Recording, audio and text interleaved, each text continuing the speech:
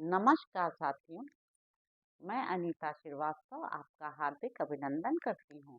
श्रीमद् वाल्मीकि रामायण में आज का प्रसंग है रावण के पूछने पर शूर्पणखा का उससे राम, लक्ष्मण और सीता का परिचय देते हुए सीता को भार्या बनाने के लिए उसे प्रेरित करना।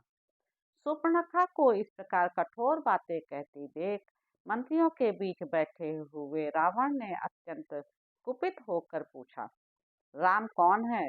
उसका बल कैसा है? रूप और पराक्रम कैसे हैं?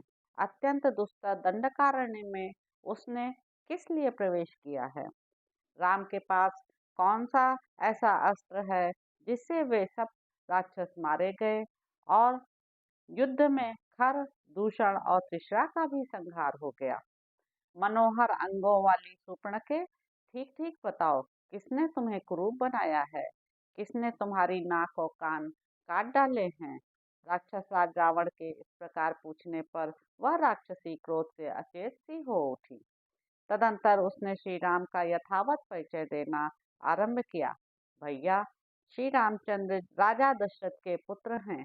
उनकी भुजाएं लंबी, आंखें बड़ी बड़ी और रूप कामदेव के समान है।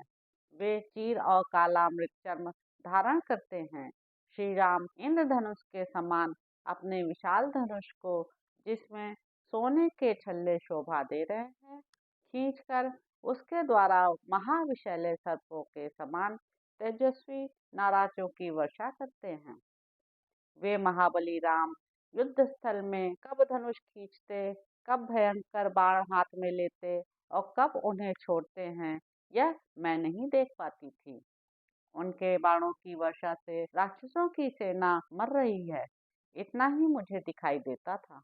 जैसे इंद्र द्वारा बरसाए गए ओलों की वृष्टि से अच्छी खेती चौपट हो जाती है, उसी प्रकार राम के बाणों से राक्षसों का विनाश हो गया। श्री राम अकेले और पैदल थे, तो भी उन्होंने 1.5 मुहूर्त के भीतर ही खर और दूषण सहित 14,000 भयंकर बलशाली राक्षसों का तीखे बाणों से संहार कर डाला, ऋषियों को अभय दे दिया और समस्त दंडक वन को राक्षसों की विघ्न बाधा से रहित कर दिया।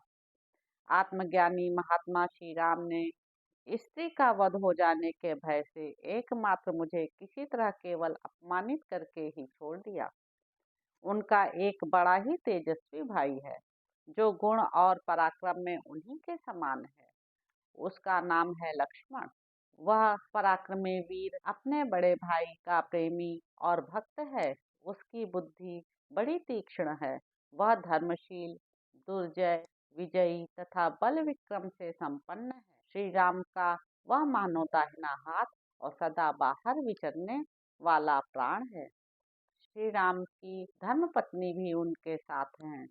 वह पति को बहुत प्यारी है और सदा अपने स्वामी का प्रिय तथा हित करने में ही लगी रहती है। उसकी आंखें विशाल और मुख पूर्ण चंद्रम के समान मनोरम है।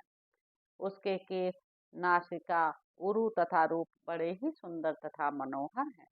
वह यशस्विनी राजकुमारी इस दंडक वन की देवी सी जान पड़ती है और दूसरी लक्ष्मी के समान शोभा पाती है। उसका सुंदर शरीर तपाए हुए सुवर्ण की कांति धारण करता है। नख ऊंचे तथा लाल हैं। वह शुभ लक्षणों से संपन्न है। उसके सभी अंग सुडौल हैं और कटिभाग सुंदर तथा पतला है। वह विदेहराज जनक की कन्या है और सीता उसका नाम है। देवताओं, गंधर्वों, यक्षों और किन्नरों की स्त्रियों में भी कोई उसके समान सुंदरी नहीं है। इस भूतल पर वैसी रूपवती नारी मैंने पहले कभी नहीं देखी थी। सीता जिसकी भार्या हो, वह हर्ष में भरकर जिसका आलिंगन करे, समस्त लोकों में उसी का जीवन इंद्र से भी अधिक भाग्यशाली है। उसका शील स्वभाव बड़ा ही उत्तम है। उसका एक एक अंग स्तुत्य एवं स्पृहणीय है। उसके रूप की समानता करने वाली भूमंडल में दूसरी कोई स्त्री नहीं है। यह तुम्हारे योग्य भार्या होगी और तुम भी उसके योग्य श्रेष्ठ पति होगे। महाबाहो, विस्तृत जघन और उठे हुए पुष्ट कुचों वाली उस सुमुखी स्त्री को जब मैं तुम्हारी भार्या बनाने के लिए ले आने को उद्यत हुई, तब क्रूर लक्ष्मण ने मुझे इस तरह कुरूप कर दिया। पूर्ण चंद्रमा के समान मनोहर मुख वाली विदेह राजकुमारी सीता को देखते ही तुम कामदेव के बाणों के लक्ष्य बन जाओगे। यदि तुम्हें सीता को अपनी भार्या बनाने की इच्छा हो तो शीघ्र ही श्री राम को जीतने के लिए यहाँ अपना दाहिना पैर आगे बढ़ाओ। राक्षस राज रावण, यदि तुम्हें मेरी यह बात पसंद हो तो निशंक होकर मेरे कथनानुसार कार्य करो। महाबली राक्षसेश्वर इन राम आदि की असमर्थता और अपनी शक्ति का विचार करके सर्वांग सुंदरी सीता को अपनी भार्या बनाने का प्रयत्न करो। श्री राम ने अपने सीधे जाने वाले बाणों द्वारा जनस्थान निवासी निशाचरों को मार डाला और खर तथा दूषण को भी मौत के घाट उतार दिया। यह सब सुनकर और देखकर अब तुम्हारा क्या कर्तव्य है, इसका निश्चय तुम्हें कर लेना चाहिए।